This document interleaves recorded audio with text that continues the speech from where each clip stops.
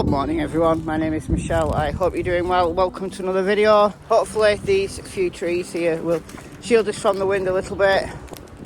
It's a gusty one this morning. So what I want to talk about today is Grandma, Summerwell's grandma. So her friend who spoke out to Critical K back in September. I made a video about it then.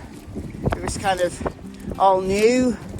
This story was completely different than the script. Me and my mother were planting flowers. When we got done washing our hands, she got a piece of candy from Grandma. She wanted to go over and see her brothers. Walked her over to the house where her brothers were watching TV. 2 minutes later, blah, blah, blah, blah, blah, blah. So in September, this was a completely different story. And it implicated Don. Not necessarily the death of Summer, but certainly the disposal of her body. I considered it then, it was like one of those things that make you go, I'll put the video I made back then in the cards up here. I'll also put it in the description box. But Critical K is back on YouTube. She's now called Just K. I'll leave a link to the live that she's done with Grandma's friend in the description box as well. But let's talk about it. Why don't we? The story that Grandma gave her friend back in September. No planting flowers, no washing her hands, no candy from Grandma, no going to see her brothers. No, none of that. The friend allegedly got blocked when Grandma realised that the friend was taking notes. She didn't know how to record a conversation. I think it would have been on like a Facebook Messenger conversation, I think, because some of the screenshots that Kay showed look like they're from Facebook. So this was a Facebook communication, similar to the one that Crime Stories Obsessed, Emma, had with Grandma around the same time, probably a little bit before that. But certainly what Emma was told was pretty much the script, you know, word for word, almost. So this was a new one. But allegedly, the friend and Grandma kind of gelled. You know, I think they had things in common. They gelled, and Grandma wanted to get this thing off her chest that she was holding in. So what is this story? Well, for those who don't know it, let me give you a quick synopsis. Let me know in the comment section down below what you think about it. Is it a viable story? Do you think this is the truth? Do you think this is really what happened? Or do you think Grandma, for some reason, for some unknown reason, was spinning this friend a line? Just telling her a story that was bogus. For what reason? I don't know. But, you know, we have to question everything, don't we?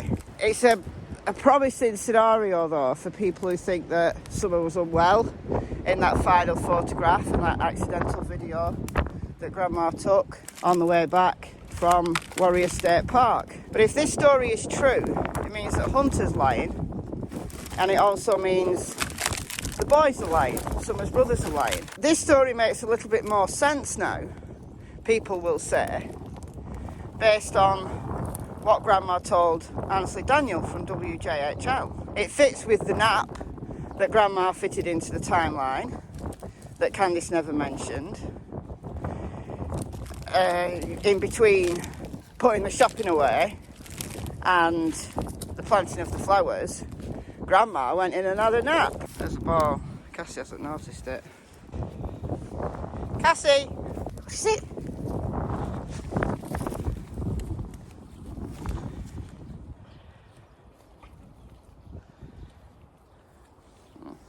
I'll keep it quiet for a bit. It also fits with Grandma not knowing what the swimming hole was called. She said the horse stables, I believe, and that's where Summer went. Now I made a video about this the other day and said, well, she might have been there, she just might not have been familiar with what it was called by the locals, because she's not a local, she's not a Tennessee native, and she only spends part of her year in Tennessee. So it's not surprising that Grandma might not know Anyway, it fits with that. So, this is the story. Grandma didn't go to the swimming hole.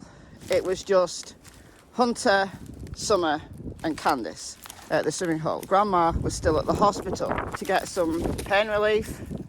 That's true. But they didn't pick Grandma up before they went to the swimming hole. They'd already been to the swimming hole by the time Grandma got picked up. I don't know how that makes sense with the rest of the day, because didn't they pick Grandma up, put a prescription in at Walgreens, but because it was going to take a while, they decided to go to Warriors. You know, they just went there while they were waiting for the prescription. So if Grandma wasn't picked up before she went to the swimming hole, then it means that they had to put the prescription in once they picked Grandma up after the swimming hole. So what did they do? Wait around for the prescription and then go back for it. But anyway, according to Grandma, she did not go to the swimming hole. However, when they did pick her up, and at that point they went to get some shopping and they went to take Hunter back, Summer was claiming that she was unwell. She felt cold, and kind of that plays into she didn't look well on the photo. She looked like she was dying on the photo. It fits all of that kind of narrative that I don't believe. I think Summer literally was just sleeping. And what people think of her hands isn't, I think it's dirt. You know, if I put my fingers, which are already a bit dirty, but if I put my fingers in there, in the creek, I'm not going to try and get down there. I'll fall. I'll go to this puddle over here. If you put your hands in muddy water and you're splashing about on the bottom like Summer was, because it was only really shallow at the swimming hole, unlike people thinking that she was going to drown or whatever, that's not the case at all. It was very shallow and it would have been kind of muddy at the bottom, so she'd have got dirt under her nails. It's not like going to the swimming bath or having a shower, you know, dipping in dirty water. You get mud under your nails, right? So, notice before, they're dirty already, but it's not a very good experiment, this. Oh, until he's weed in the water, that's great. Right, we'll go this way. Okay. So obviously this is shallower than the swimming hole, but still, if I splash my hand around, as Summer was doing, well, you get all sorts of crap coming up. Right? Dirt under your nails. And then they went home. Summer didn't get out of the truck. They put the shopping away with Summer still in the truck. And then Candice was debating whether she should take Summer to the hospital. So she must have been considered seriously ill. You know, not just cold and a bit unwell. Not really sure how she could have been cold, because it was a hot day and she had long sleeves and long pants on. But if you've got a high temperature, you feel cold, don't you? So she could have had a high temperature and felt cold because of that, possibly. Candice rang Don, and Grandma at this point went in for a nap. But that's the last time she saw Summer. When Candice came home, Summer wasn't with her. So where was Summer? So according to Grandma, Don did something with her. Was she deceased on the way to meet Don? Apparently Don controls everything. Well, that makes sense. She has to run everything by Don. She couldn't just take her to the hospital herself. If your child was seriously ill, if your child was dying, you do everything you could to revive that child. You call 911. You take that child to the hospital regardless of what anybody said. I don't know, it's possible. Possible. Anything's possible if it's more with the nap scenario. But it means that Candice faked the panic. Well, we know she can fake it. We know she can We know she can hoax. But would you have the wherewithal to do that? You know, after your daughter was dead? It means that the boys lied to Sheriff Ronnie Lawson when they said she was outside the basement doors last time they saw her. They lied to Jodie Sue, who said the boys told her she was last seen on the swing. It negates the scream, which could have been something else completely. And I don't know how it's possible to fit it into the timeline. I think it could be, because there was 3 hours. Kay got it wrong. She said there was only 2 hours. She said the 911 call came in at 5:30. It didn't. The dispatch was about 6:32, the dispatch call. The one that we've all heard before. They would have got home about between 20 past and half 3 at the very, very latest. Let's say shopping away 3:45.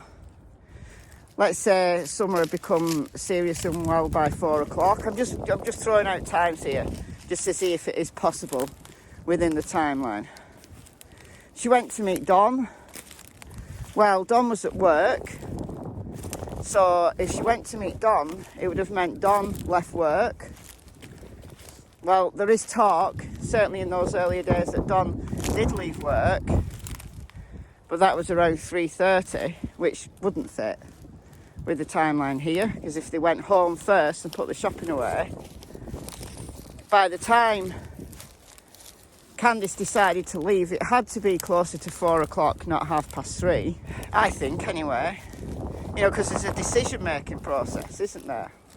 There's a discussion that Summer's that seriously ill. If Candice had gone to Jonesborough, that's about 35 minutes, so that puts it at 25 to 5. She has to hand Summer to Don and then come back. It's 25 to 5. You're looking at about 10 past 5. So then she's got an hour to make a decision about what she's going to do. Like to tell the boys to lie. You know, Hunter will already have been told to lie because he said Grandma went to the swimming hole. Grandma says she didn't. Candice then has to decide at 6-ish, just after 6, it's 6:09 according to Jodie Sue, to kick up a fuss, get the boys going looking for Summer. There is time. There's time for Candice to go all the way to Jonesborough and hand her over to Don, presumably dead. Because I don't think they murdered her. I don't think they willfully murdered her. I've never thought that. I don't think either of them would have done that. Don would have had to find a place to hide her, that she would never be discovered. Certainly wouldn't be stupid enough to hide her around the construction site he was working on, surely. And then there's Chris Watts. But I think Don is cleverer than Chris Watts. And Don, you know, probably knows the area quite well. I don't know. Take her to another construction site, put her in concrete. You know, there's all of these things that people talk about. But the more you have to add into a story, as I keep saying, the more complex it becomes, the less likely that theory is to be correct. Because at any one time, if one point can be negated, then the whole theory falls down. Anything's possible, it just feels unlikely. It doesn't pass the sniff test. And this friend also said that the TBI don't believe her. Now, she said she spoke to Sheriff Ronnie Lawson on a number of occasions. Well, he's not TBI, he's the sheriff. Maybe she just got that wrong. But she said that they don't believe her. They've not been kind of very kind to her. Well, maybe they don't believe her because it doesn't fit with the digital evidence they've got. Because all of this toing and froing surely would have been picked up. The phone data, the GPS on the phone. Or did Candice have the wherewithal not to take a phone when she went to meet Don? So it looked like she was on the property the whole time. He rang Don before she went, arranged a meet place. He said, leave your phone at home. That then implicates Candice, doesn't it? Like she's in on the plan. Some people have said that Grandma and Candice want to frame Don get him into trouble for this, and then Candice can have the property. And she'd be doing up the property, so kind of makes sense. But it doesn't really frame Don, does it? Because it also frames Candice. Candice is some kind of accomplice, unless you can prove that she's such a victim that she had to do what Don said or else. I don't know, guys. It means that the searchers have been looking in completely the wrong place for 13 days, if not longer, in the first search, then back November, December, then back again just last week. You know, they must have some evidence or something that Summer was once in that area.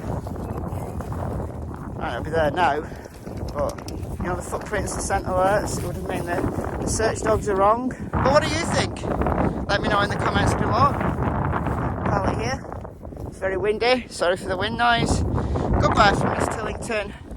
Goodbye from Miss Cassie Springer.